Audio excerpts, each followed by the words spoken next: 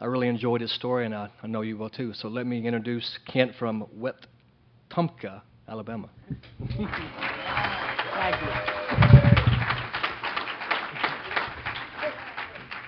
I do have a watch, so that should give you some hope. Um, my name is Kent Long, and I am an alcoholic. And my sobriety date is September 18th, 1998. And my home group is the Happy Hour group of Montgomery, Alabama. We have numerous meetings a day throughout the week, and the meetings I go to are 6:30 a.m.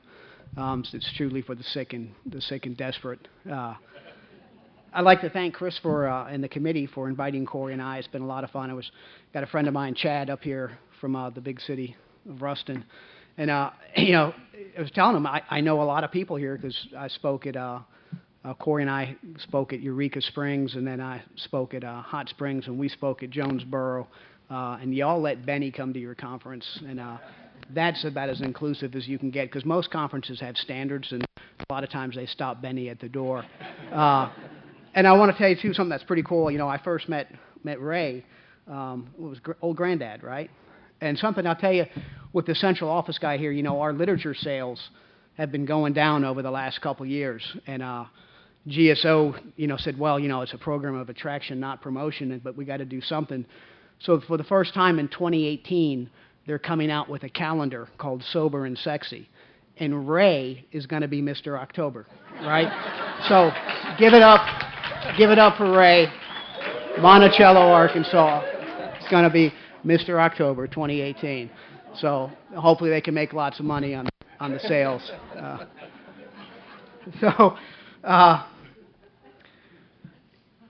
Let's see where this goes. I just follow the instructions, and I'll tell you in a general way what I was like, what happened, and what I'm like now.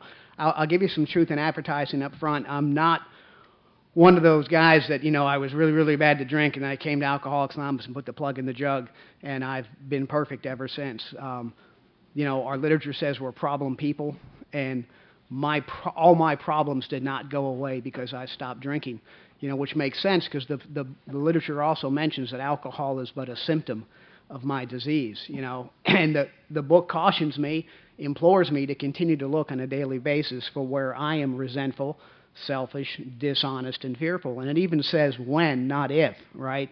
So it's taken me quite a long time and lots of good sponsorship to understand that is the nature of my disease, and that Alcoholics Anonymous gives me a framework to live within that, much like a diabetic can live a happy, joyous, and free life if they watch their diet, they take their medication. Actually, a lot of different people with different diseases can live well as long as they stick within the framework, right?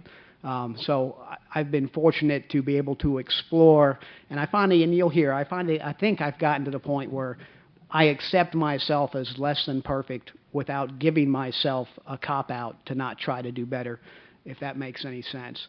So I was born May 18th, 1962 in Tokyo, Japan. My dad worked for the CIA, and that's what we were doing over there. I still have a brother that's 13 months older than me and a sister that's 3 years younger. My parents are still married to each other. There's no active alcoholism in my immediate family. My brother and sister are disturbingly normal.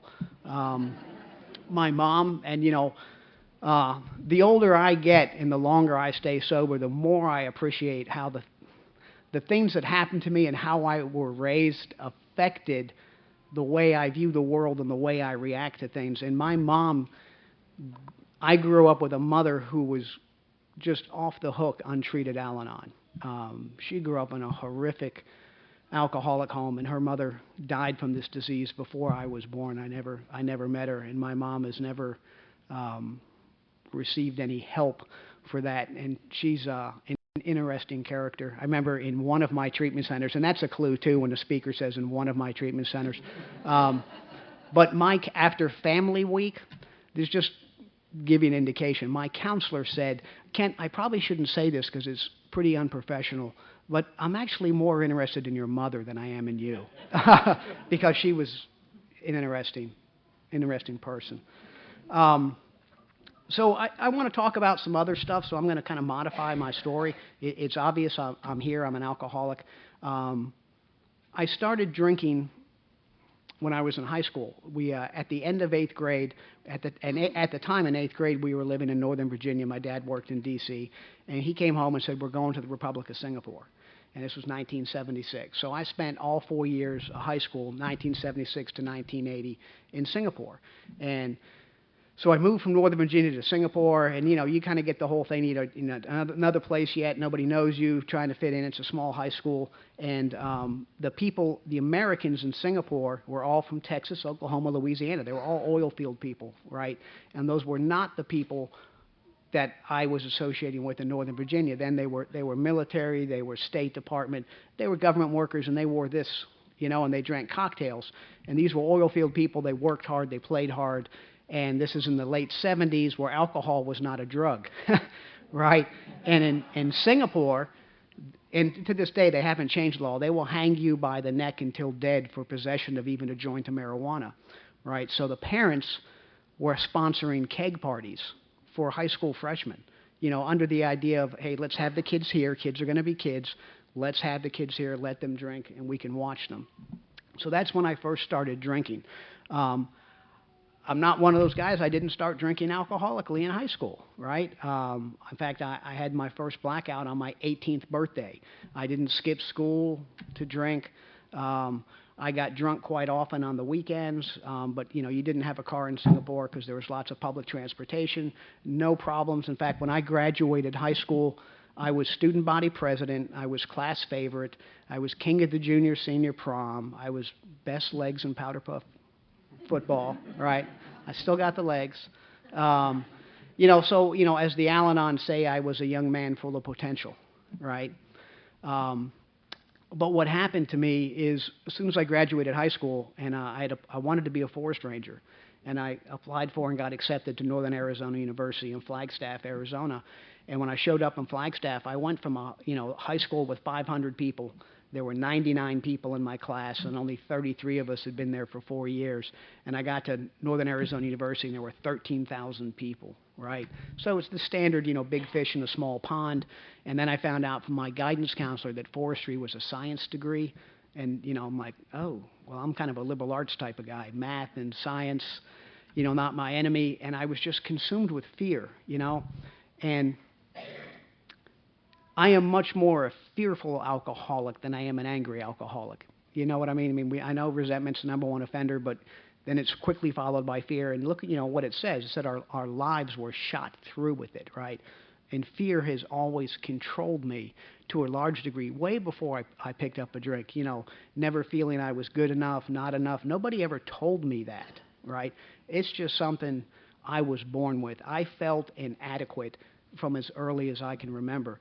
So when I got there and I was just consumed with the fear and any type of social skills that you would think I'd learned in high school, evidently they just left me. And I started drinking every day. And by October of 1980, I was drinking a gallon of Carlo Rossi Paisano wine a day before noon. Yeah, and it didn't even, that's a wine that never met a grape. You know what I'm saying?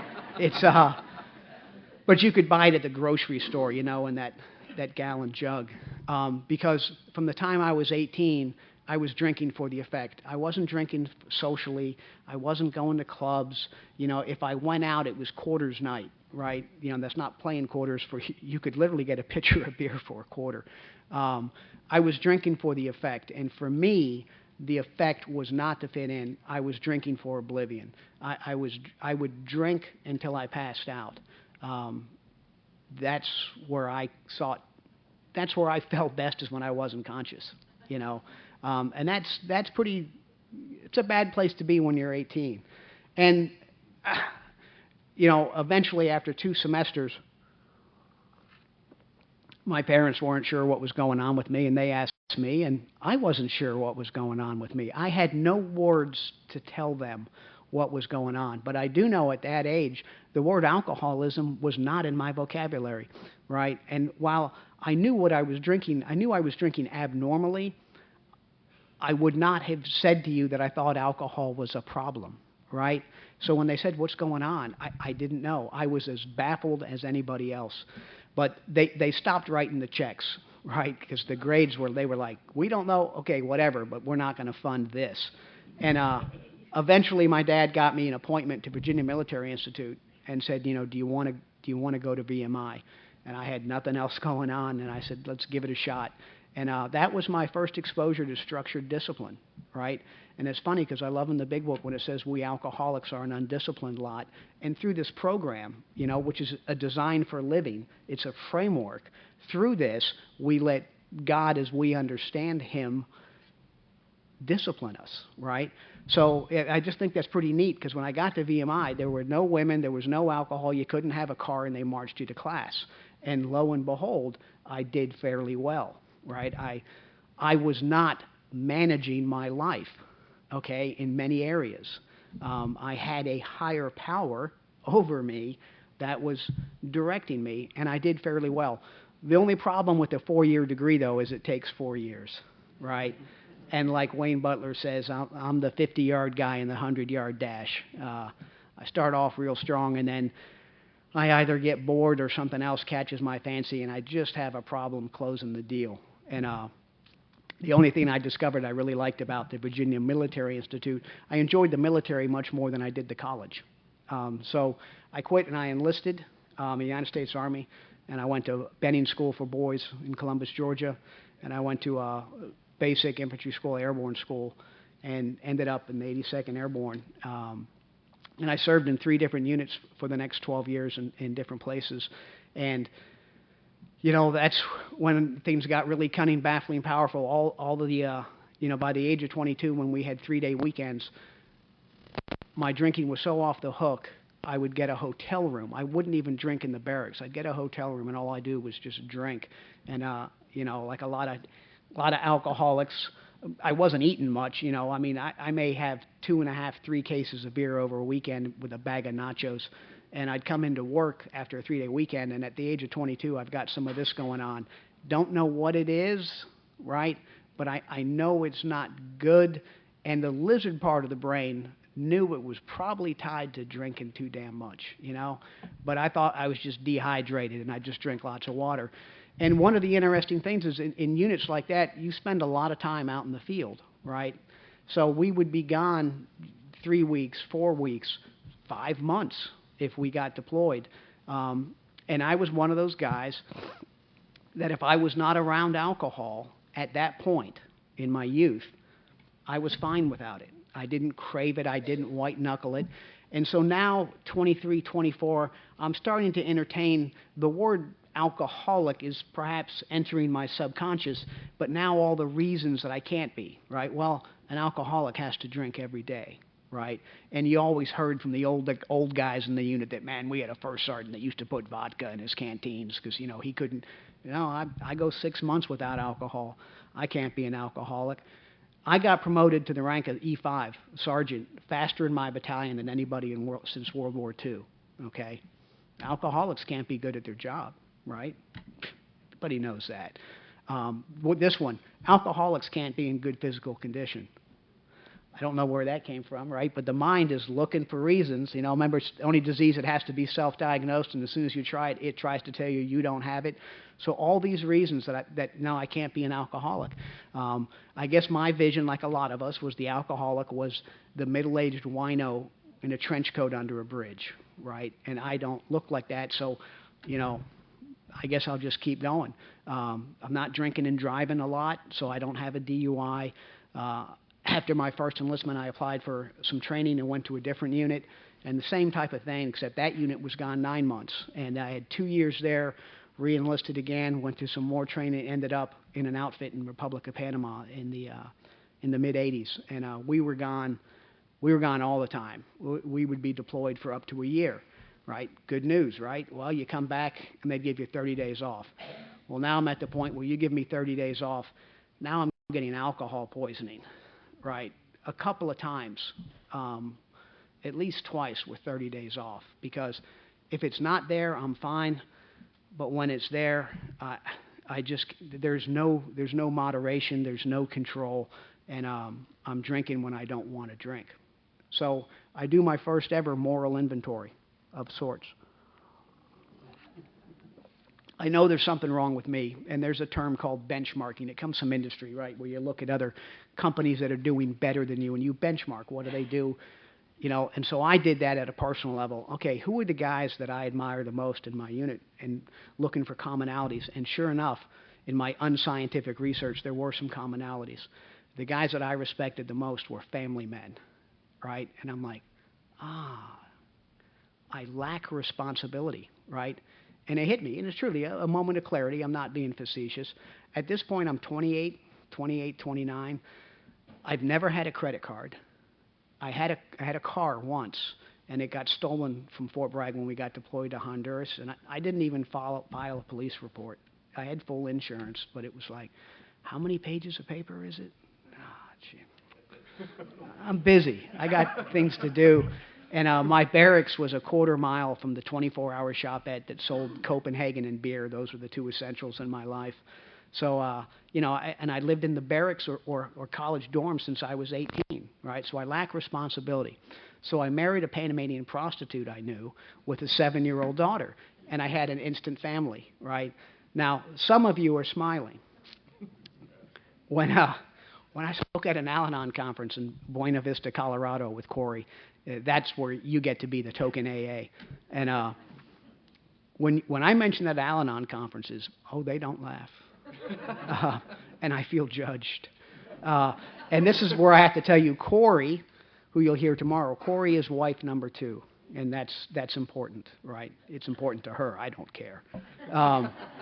But you'll see why that's important. So that was actually a good thing. That became the beginning of the end for me. Because what happened, I wasn't wrong. I lacked responsibility. And being married with 2 dependents took me out of the barracks. I had to get an apartment and do things like, you know, pay electrical bills, budget money for food, clothes, phone bill. And guess what? I found out that my life was completely unmanageable. I could not function. I literally couldn't function outside of there. Still doing great. Anything job-related, no problem. But I could not function in society the way some legally emancipated 16-year-olds that live on their own manage to do. So now I've got that interesting thing going on. Now I have fear, shame, and guilt and remorse going on in my life. I did not have a lot of that before. Like I said, I had no consequences. I had no failed relationships. I didn't have relationships to fail, okay? So now I have all this, and it's like, what? Now it's becoming obvious to me. There is something wrong with me. Why can't I do this? And then the pride, right? I can't talk to anybody. If there's any veterans out there, it doesn't matter what branch you're in, there's all sorts of services to help you, right? You know, for budgeting, if you need money, all sorts of things. But that would require me to tell somebody I'm having problems, right? And I can't tell you that I'm having problems, right? Part of it, too, because I don't know what the hell's going on. So how can I even... And even at this point, I know I have a drinking problem, but I don't. I'm still very, very confused. And so what happened is eventually I missed 3 days of work, which is, I guess, no big deal if you work at Krispy Kreme, although it actually probably is. But the Army really frowns upon it. They call it AWOL. And 3 of my buddies came and got me, and they took me to a drug and alcohol counselor, and they gave me a test. And, you know, the deal. I passed the test, right?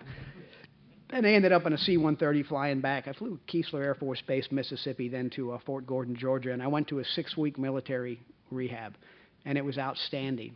And I learned things in degrees, right? This is 1991. And that's when I was first exposed to the disease concept of alcoholism, the physical allergy especially, right? And I'm like, now I know. Now I know what is wrong with me. And I was just like my boy Fred, the accountant in the big book. Thank you, thank you, thank you for the information. I'm not as bad as some of you, okay?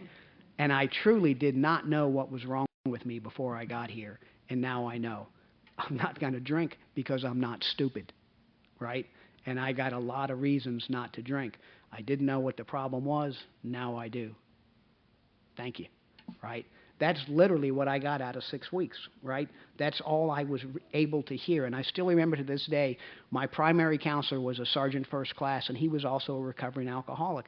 And I remember him the week before discharge saying, man, I just said I'd never met anybody that drank as much as you who just didn't have any problems, right? Because I would not, even in treatment, tell them about the unmanageability of my life, right? And he's like, you're not having marriage problems? Nope. Your finances are good. Sure are. You know? And I was just, I mean, you know, guys, you know, he's just looking at me like, oh boy. You know, and that second half of the second step, right, eluded me. It eluded me, right? I thought it said my life was unmanageable because I was drinking. And if I stopped drinking, my life would become manageable by me. So I went back to Panama, didn't go to any meetings. Why would I? Told you I'm not a white-knuckle drinker. I was medically detoxed there, so I'm fine. I love what I call the battle hymn of untreated alcoholism. Usually manifested itself in newcomers, but not always. I'm not thinking about drinking. Very few of us are until we're drinking.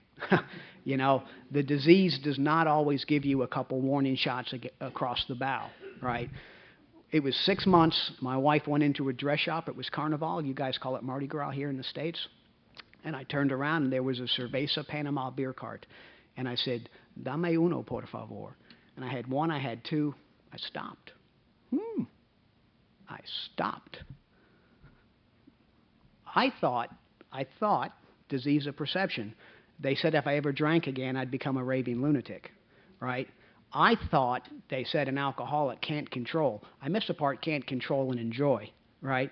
I had 2 beers. 2 beers the next day, maybe a 6-pack on a Saturday. 3 weeks later, drunk on duty in a combat zone.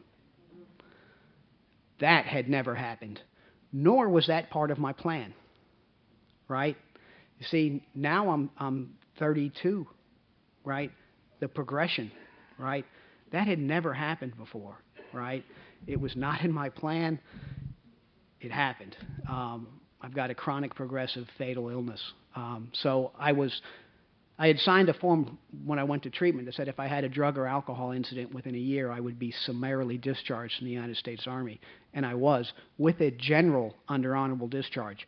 And the only thing you need to know about that is that the first word is not honorable, okay? It's a general under honorable, but it's not honorable, okay? And that, to someone like myself, that's a thing of great shame.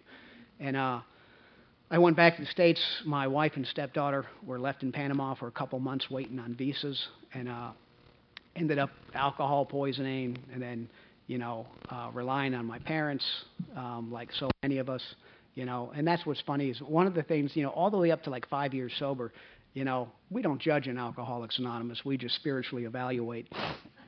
And, you know, I would say things to myself like, at least I was never homeless. You know, until I know Chad knows him, but there's a really cool guy, Kent Coleman, from Sandusky, Ohio.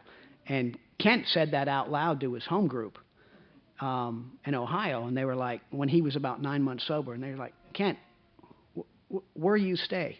He's like, with my mom and dad. He said, you pay rent? It's like, no. I said, you homeless. Right?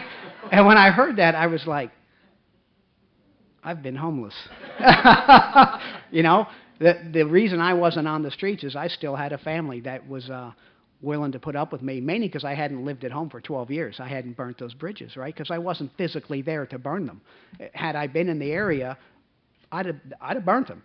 So ended up another treatment, which ended up segueing into a 1-year supervised apartment program. So you live with other people in recovery, you have a job, you have individual counseling, you have group counseling, and you got to go to 5 or 6 meetings a week, right? And I told you I learned things in stages.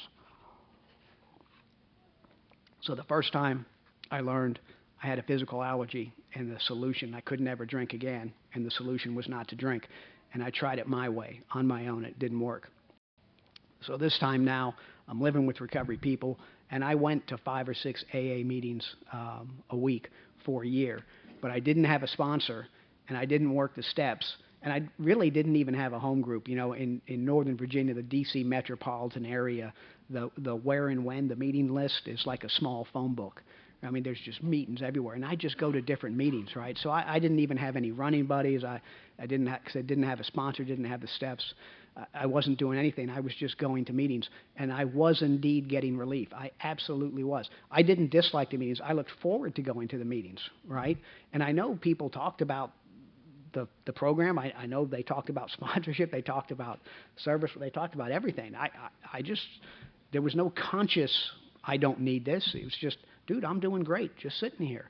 And I even got a one-year medallion and graduated that program that same week, moved back in with my wife and stepdaughter, moved 30 miles away, and quickly stopped going to meetings, right? Because surely if you've got, I mean, I know one day at a time and for the rest of my life, but surely if you've gone a year, right, I got this thing.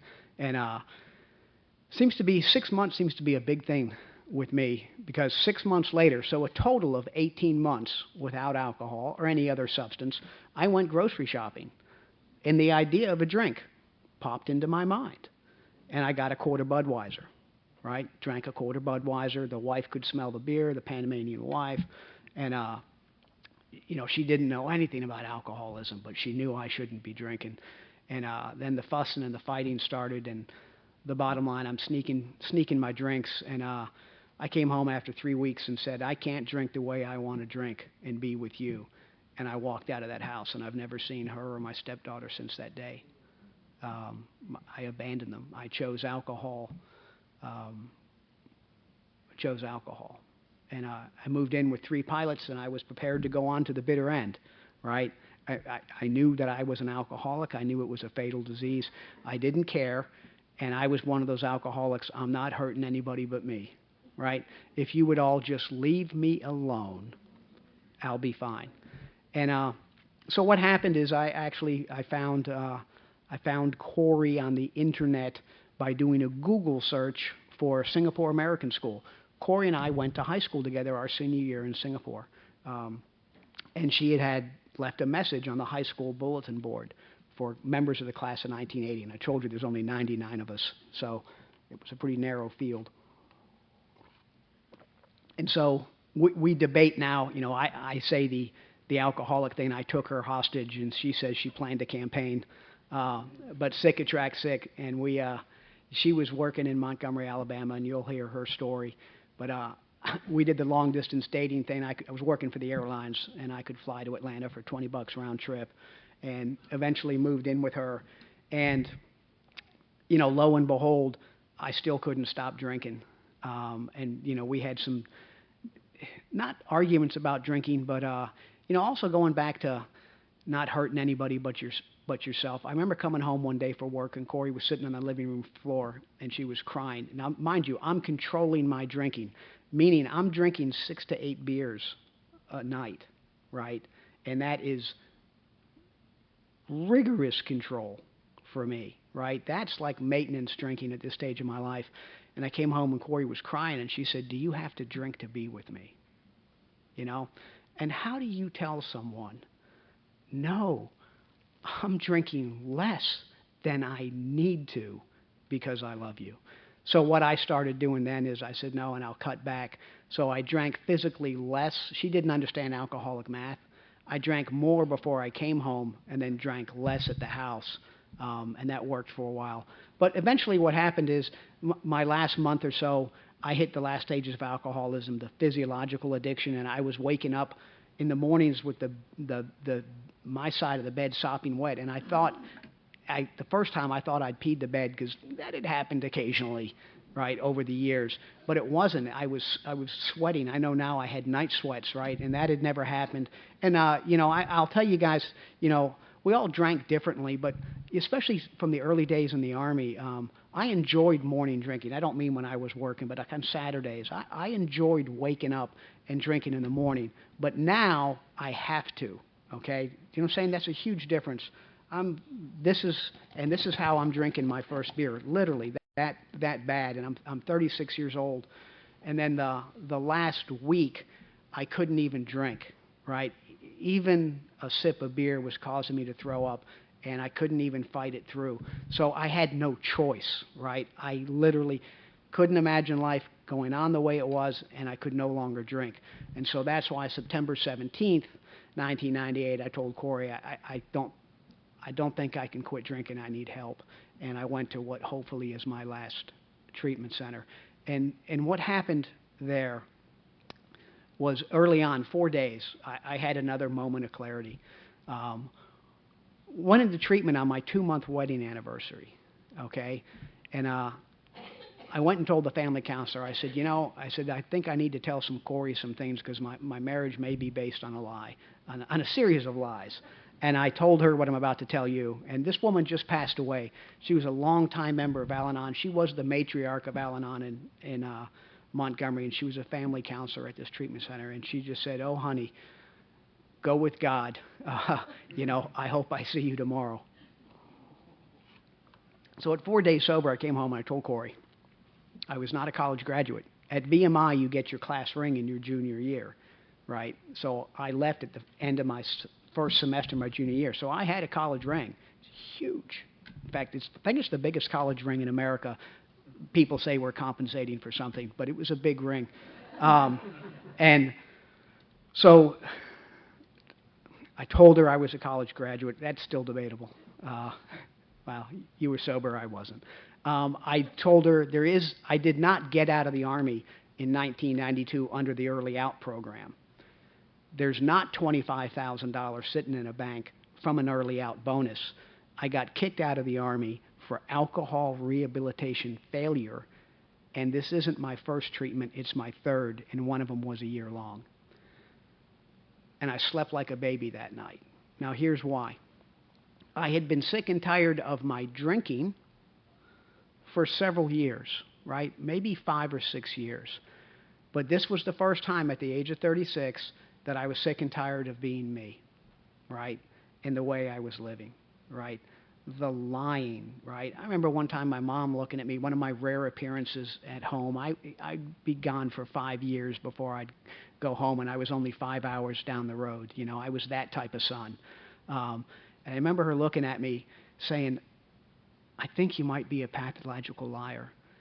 And I remember saying, "That might be it," right? That might be it, because I think pathological liars can drink, right? They don't have to have a program of abstinence. So, diagnose me with anything except alcoholism. And that was the first time in my adult life I was willing to tell the truth when I was pretty sure I would face negative consequences, right? And that was a very, very important point in my journey. She did not leave. Obviously, she's still here. She's built for endurance, not for speed. And we started the journey. I went back the next day, and I told my counselor that. I had not told him that stuff because I didn't want him to think less of me, I didn't want him to think I was a slow learner. So he told me to go to AA that night. I said I can't because it was movie night, I think, or not movie night, aftercare night, and they were going to show us a movie on cocaine. And he's like, "Kent, you didn't do cocaine, so you're excused, and you need to go to Alcoholics Anonymous, and you need to get a sponsor." And he said, "You're going to have a sponsor by the time you come back tomorrow morning." And I did. And so I started working the steps with my sponsor. We started working through the steps quickly through the book. My sponsor was the alternate GSR at my group. We didn't have a district med at our group, and we didn't really get a lot of newcomers. When a newcomer came in there, it was like a feeding frenzy. And he was just excited because he was the alternate GSR, which meant he had to open up the building for district. And remember the 40-cup urns, right, that would take 2 hours to make coffee. So he now gave me a key, said, "You're going to be here on Saturday. You're going to make the coffee." So that's where I first met James M. I think it was 30 days sober, and I got drugged against my will to area assembly. And James was taping, so I've known James since I was 30 days sober, and that's also he's the gentleman that really introduced me to tapes and CDs. My home group. One of the best things about it is we had a tape library back then. Take one, listen to it, put it back. If you went to conferences and got some after you listened to them, donate them to the group, and that's a really good way to get exposed to a larger recovery community, right? And that was wonderful. And things started happening, and my life started changing, and my life started getting better. I got sober in September, and I went back to school in January. And I told you I'm a liberal arts type guy, but I'm 36 years old, and I need to be financially self-supporting in my marriage, which means I need a job that has money. And so I decided to enroll in information systems, right? And so I know what that is. That's computers, and that's based on math and science, not my forte. But I did it, and I was full of fear, right? And my sponsor said, hey, in Alcoholics Anonymous, we work through fear, and we try things. We don't always succeed, but this is a program of no regrets, right? And this was also helpful for me, is they hadn't switched to semesters yet, so they were still on a quarter system. He's like, why don't you just try it a quarter, right? Try these classes, see how you do. And it's funny, I'm 55 now, but it's like, oh, dude, like I'm 36, I'm too old. Now I'd be like, bitch, please. Yeah, 36. But I did. I had all that, right? Have I drank too much? Have I fried brain cells? And what I discovered is, and if you're thinking about going back to college, if you don't drink, you go to class, you read the textbooks, you do the homework, it ain't that hard, right? It actually kind of sounds remarkably like Alcoholics Anonymous, right? If you follow, let's not even call them instructions, the general wisdom of people who have gone before you and gotten what you're striving for, if you do those things, the chances are pretty good you'll get what they got. And I've started working at Michael's Arts and Crafts, which was ego deflation at depth for a man like myself. When you go from jumping out of airplanes for a living to wearing a red apron, dude, talk to me about a bottom. But after 2 years, I applied for it was a 3x5 card, 5x8, at the job board at college, and it said federal computer job, $10 an hour, which was attractive because I was making $5.15, right? And I said, well, okay, that's pretty cool. And I thought it would be, putting in memory chips, things like that, maybe some basic computer repair. And I showed up for the interview, and there was an Air Force colonel and a civilian PhD, and they were hiring civil servants for the Department of the Air Force. And you had to have a 3.5 GPA to apply. I had a 3.5 GPA, right? And you had to have 2 years left, and you would work for the Air Force 32 hours a week, and they would flex around your class schedules. And when you graduated, if they were happy with your job performance with 2 years and you wanted to work for them, you would have a full-time job offer. And that's who I work for now. I still work for the Department of the Air Force. When I was in a meeting in my home group, a guy named Thomas V. was talking about the ninth step, and he talked about he had been a guest of the state of Alabama 14 or 15 times, and as part of his ninth step, he applied for a gubernatorial pardon, and I turned to my sponsor and I said, that general under honorable discharge is a source of great shame for me, and I wonder if there's a way to redress that. And he said, dude, go to the VA and ask, and I went, and there is a form. There's a form for everything in the government. I'm telling you, there is. And but it was to upgrade discharge, and I filled out the form, and most of it was they didn't want. You had the opportunity to have all sorts of character references, right? I didn't have any of that. I just wrote the truth, right? Since this date, I haven't been arrested. My credit has repaired itself. I'm enrolled in college. I'm working for the United States Air Force.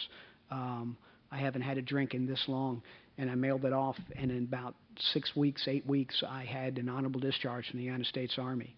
I was in another meeting of Alcoholics Anonymous, and some of you guys may know her, a lady from our home area, Tammy F., and she was talking about going from GED to undergrad to master's in recovery. And at that time, I turned to Corey, and I said, I believe I want to get a master's. This is something that's been very important for me is, like a lot of us, I came in here with low self-esteem, right? But the guys in my home group, right, said, do you want to know how to build self-esteem? And I said, yeah, how? They said, do things that are esteemable to you. And I remember thinking, well, that sounds like work, And I actually heard a young lady from Vancouver, Canada, say there's 2 words that alcoholics hate: work and time, right? We want things immediately, and that includes, I want 10 years of experience tomorrow, right? and then work, Don't want any of that, But I stuck around long enough to see that that was true, right? Things take time and things take work. And talked to Corey about it, and we were able to swing it so that with both of us working and not taking a loan, I got a master's degree, and there was no promotion attached to that, right? This was just for me. That was one of the hardest things I did. I tell you what, also, I have never done anything in sobriety that was hard that I didn't want to quit. I told you the 50-yard man and the 100-yard dash, and that's the importance of sponsorship, right? And then also talking to my wife and other people, talking to other people that had done that as well, and they're like, dude, it's normal, right? Don't quit. You can see the light at the end of the tunnel. You'll be okay. Keep going. Don't listen to the voices in your head, right? Because as soon as I start thinking I can't do something, I'd rather quit on my terms, because that way I don't fail, right? Well, I didn't fail. I quit, right? They didn't fire me. I quit, right? So I got to experience all that. And what had happened though between years 4 and 6, and I did all of that, right, by 4 years sober, right? And in between there, I'm still going to 5, 6 meetings a week. I'm sponsoring guys. I've been a GSR. By the time I was 6 years sober, I'd been a GSR for 6 years in 3 different groups. I'm doing everything you're supposed to do. I'm doing literature studies in the local area. I'm doing step studies because I have a tremendous memory. I'm doing everything I'm supposed to do. I trained for and ran several marathons. I'm busy. But when I finished that master's program, I'm not busy, right? And now I'm just working. I came home one day and opened up a piece of mail that I'd been getting for years, evidently. It's the unsolicited credit card offer, right? I opened one up. It'd been years. You don't even have to fill them in anymore, right? Go to your phone. So I get a credit card. And I get another credit card. And in 2 years, I get $42,000 in credit card debt, right? And hey, this is Alcoholics Anonymous, and I love what a gentleman named Scott Redmond used to say, talking about in certain parts of the country in meetings, if you say anything, what's that got to do with alcoholism? It is alcoholism, right? It is alcoholism. And what we need to talk more of in the rooms of alcoholism is not just to teach the newcomers how not to drink today, right, but to tell the rest of us how to recognize how untreated alcoholism manifests itself in sobriety. I said earlier that, we are problem people, and many of us come from different backgrounds, right? And our isms, our disease, our dis-ease manifest itself. There's a reason there's over 200. Seriously, folks, there are over 200 12-step groups, right? Many people in recovery, as they say in Boston, sober, develop sex problems, workaholism problems, intimacy problems, gambling problems, overeater problems. That's just 5. There's 200, right? There's 200s. We talk about changing seats in the Titanic. That's not just a newcomer taking the marijuana maintenance program, okay? It can apply. So that's what was happening with me. And the reason why do I say that? Why is that got to do with alcoholism? It wasn't a Debtors Anonymous program. Here's what's happening. I'm 4 to 6 years sober, and I'm lying to my wife. I'm 4 to 6 years sober, and I'm having shame, guilt, fear, and remorse. Wait a minute. The Big Book says men and women drink primarily for the effect, right? Looking at my own 4-step, the reason I drank generally was fear, shame, guilt, and remorse that the book identifies in the circle of a spree, right? That was happening to me 4 to 6 years removed from a drink in the middle of Alcoholics Anonymous. So I finally came clean with Corey, not because I'm a spiritual giant, but because my allowance would no longer pay the minimum payment dues on my 3 or 4 credit cards, right? So I had no choice, right? Well, actually, I did. I could have run, and the thought did cross my mind. You know what I'm saying? I mean, when the tough gets going, losers hit the highway. The thought did cross my mind. Maybe I should just pack my stuff up and run, and I didn't. All right, and I told her what was going on. And she said, well, you'll hear more about that. But she did say, it's just money. We'll figure it out. Don't think she's all spiritual and stuff. She'll tell you some more. But what happened is I changed sponsors, and nothing at all to do with my sponsor, okay? But there's a difference, because I saw my sponsor 2-3 times a week. But I was unwilling to tell him what was going on with me, because the only character defect I have today that I didn't have when I got sober was spiritual pride, right? I should be better than this, right? What will he think about me? I just did the steps at the Prattville Downtown Group, right? How could I have let this happen to me? So when he's like, how you doing? I'm saying, how you doing? Right? Going to the beach this weekend. What about you? Yeah, I'm going to the beach too. Everything good? Everything's good. How's Karen? Good. How's Corey? Good. Talking to my sponsor. I'm not using the man as a sponsor, right? You know what I'm saying? How can somebody possibly help me when I'm not sharing with them what's going on, right? But I did hear through tapes this gentleman, Scott, in California, in one of his talks, he talked about being $80,000 in debt at 18 years sober. So I knew that here's a guy that had been through exactly what I'd been through. So I called him up. He said, yeah, I'm kind of busy. Call me next week. We'll talk about it. So I called him up, and I had a calculator, I had a yellow legal pad, and I had a pencil. And he said, okay, Kent, what's going on? I told him real quick. And he said, tell me about your spiritual disciplines of 10 and 11. I'm like, Scott, I got financial problems. And he's like, you're dying of untreated alcoholism.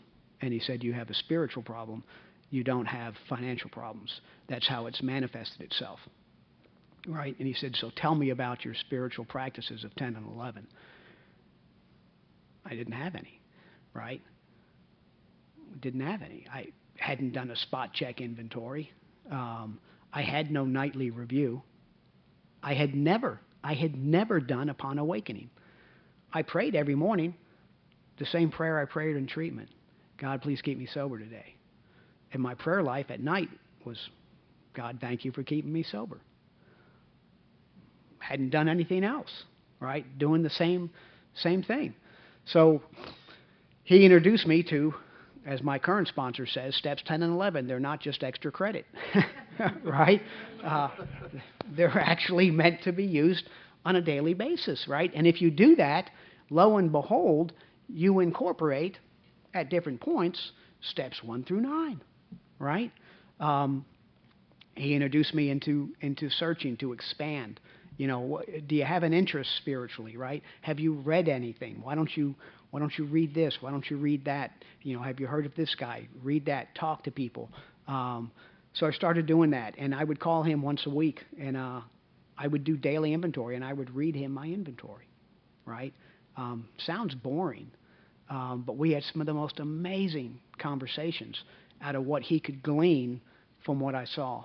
And so I did that, and then he passed away, and I got another sponsor. And guess what? That guy said, call me once a week, and we're going to read inventory, right? Just to keep me accountable. Don't have to do that. I've found it a very effective way. Generally, the guys that I sponsor, when we talk once a week, it's a check-in for where are you at with selfishness, resentment, fear, and dishonesty. And I started seeking. Just very briefly, just one of the things, I like a lot of people, I grew up cradle Catholic, and then, I was agnostic, and then I'm not sure what, and I stuck around the rooms long enough to realize that I had a disease of perception, and I found out, I started going back to church, and, for a while there, I thought every priest was in recovery, because, it's like, dude, that sounds just like AA, and then I realized that, oh, okay, maybe we don't have a lock on this, and I've been educated beyond my intelligence level. I got another master's degree recently from Loyola University, New Orleans, in pastoral studies, which actually exposed me to some pretty weird stuff, and I've gone off in a totally different direction, but it's awesome for me. So I'm always seeking, and one of the things I was afforded the opportunity to do, I told you about that honorable discharge, going from general under honorable to honorable, but I now work, I told you I work for the Air Force, but I work at a wargaming center, and we do a lot of high-level games for Army, Air Force, Navy, Marines, and foreign officers. And anytime I would be around Army officers, I still had a knot in my stomach, right? I still had a knot. I don't have that around Air Force because I feel better than them anyhow genetically. But around Army officers, because I felt that I had let the Army down. Not that they, you know, missed my presence or anything. But we started getting emails saying they were looking for Department of Defense civilians to volunteer to deploy. And it was something I felt strongly about, and I started the conversation with my sponsor, and then, you know, moved on to my wife, and both of them supported it. And I was able to spent 2010 to 2011, an entire year in Djibouti, Africa, at Camp Lemonnier. It's a French Foreign Legion camp 6 miles from the Somali border and 12 miles from Yemen. And when I got there, this was after the $42,000 in debt. And I was supposed to be working 45 hours a week, and I'd been there for 2 months. And I say that, I didn't take it. You can make I'm not a contractor. I'm a government employee, right? So I'm not making 200 grand when I'm overseas. But I took this, I didn't volunteer for this. This is where they sent me. And 2 months in, a new colonel came in, and I had worked for her in Alabama. And she said, you know, Ken, I want you to take over the satellite office. And I'm like, I don't know anything about satellites. And she said, I didn't say you did, but they're having problems, and you're going to go in there and you're going to fix them. And so we started working 70, 80-hour weeks. And by the time I left there in August of 2011, I was the first civilian since 2001 to get a Joint Civilian Commendation Medal, right? And I tell you that because I didn't know what I was doing, and I was full of fear because I didn't know what I was doing, and I don't want to look like an ass, right, the ego. But I did what I was taught to do in Alcoholics Anonymous.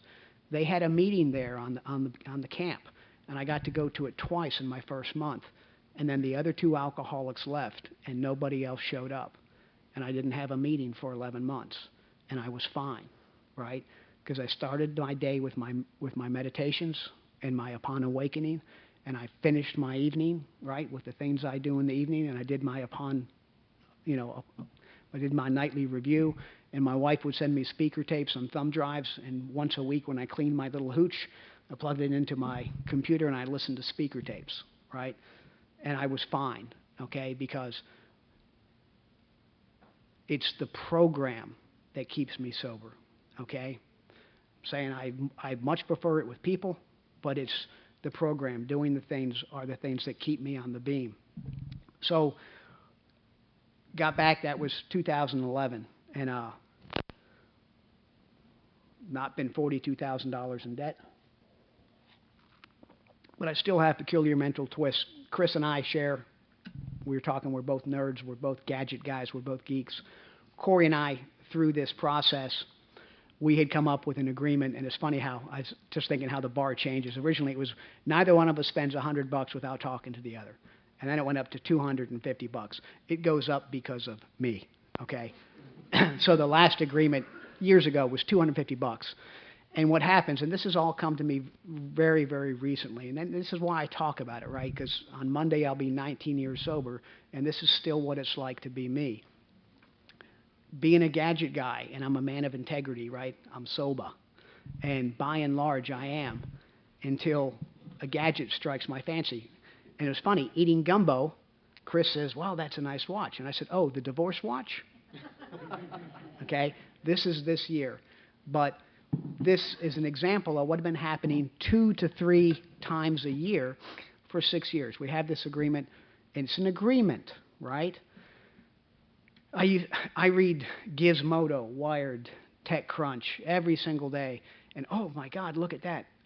How have I lived 52 years without that product, right? And how much is it? Well, it's only $900. And what happens is, this is all hindsight.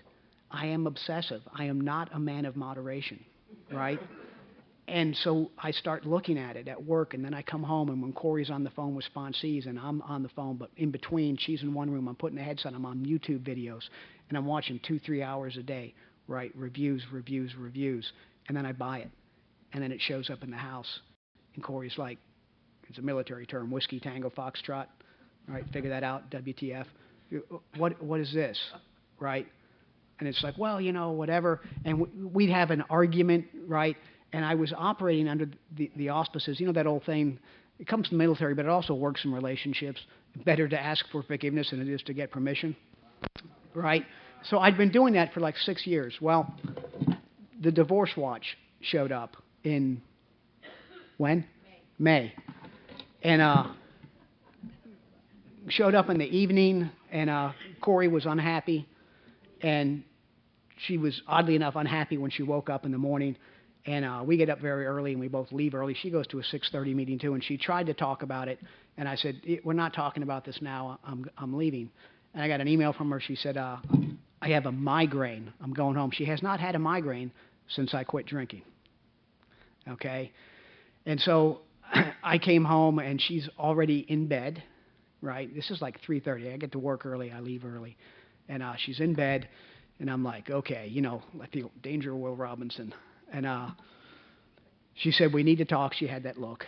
And she was so upset, her sponsor had told her to write a letter. And she read me the letter, and she's crying. And the bottom line is said, I'm not willing to live like this. It's a watch. See, it's a watch. No, it's 6 years of 2 to 3 times a year. I'm a man of integrity and character until something I want gets between me and character, me and an agreement. So I've said, okay, I leave the house. I go to Walmart because that's what we do in Wetumpka. I don't know what you do in what you do in El Dorado when you have a personal crisis, but in Wetumpka we go to Walmart. And I call my sponsor. He doesn't answer. And so I'm in Walmart, of course, and he calls back. So I'm pacing up and down the hall, the one of the aisles in Walmart, and I tell him what's going on. And now I'm angry, right? Because when I get afraid, I get angry because I'm much more comfortable with angry. And my sponsor says, whoa, whoa, whoa, whoa, whoa. He's like, hey, man, I love you, right? And I said, yeah. He goes, you don't have any moral high ground here. And I'm like, oh, damn it. He's like, you got no moral high ground. And he said, you're breaking her trust, right? And you do it repeatedly, Kent. He said, you do it repeatedly and consistently. And he said, you got to do something. I said, what do I do? He said, you go do whatever she wants you to do. And she wanted to go to counseling. Oh, my God. Counseling. Now, I have not been to personal counseling yet, but I have plenty of opinions about it. Right? So we go to counseling. And it was amazing. It was amazing. All the preconceived notions I had, they were completely wrong. And it figures out that a lot of people have financial. And they gave us a little test, and it turned out our views towards money and finances were on 2 different sides of the poles. What are the odds, right? And so he gave us some tools and some techniques, and lo and behold, because of Corey's fear of financial insecurity and my willingness to present that fear to her, Corey had completely done all the finances. I had no situational awareness. And so one of the things we do, twice a month we sit down and we go over the bills, right? And I've always had an addition problem, but I discovered through this process I also have a subtraction problem. I know how much money we make. We make a good living. Corey's a lawyer, right? And we have no kids. That means disposable income, right? But I've never sat down with the checkbook. And she's like, okay, here's your direct deposit, here's mine. And I'm like, dude, we got bank. And okay, then here's the mortgage, here's the car payment, here's the second car payment, where'd all that money go? And she's like, yeah, our income is not disposable money. I've been married to her for 20 years, didn't know that, right? But now I do. And one of the things I worked on with my sponsor, because, Chad, how did this happen to me? I should be better than this, right? And he's like, dude, who knows why? He said, be grateful you got a chance to learn this about yourself now, right? Stop judging yourself, right? It's a process. Recovery is a journey, right? I remember Sandy Beach saying one time he learned more about himself when he was 31 years sober than he had in the previous 30 years, right? Who knows why things present themselves as a problem, or we're ready to see them or address them, right? All I know is that in this program, I have a fighting chance, right? I have a fighting chance to be present in my life, to hear things when they're said, and to address them when they're pointed out to me. If I'm drinking, I don't have a fighting chance. That's all I got. Thank you for your time.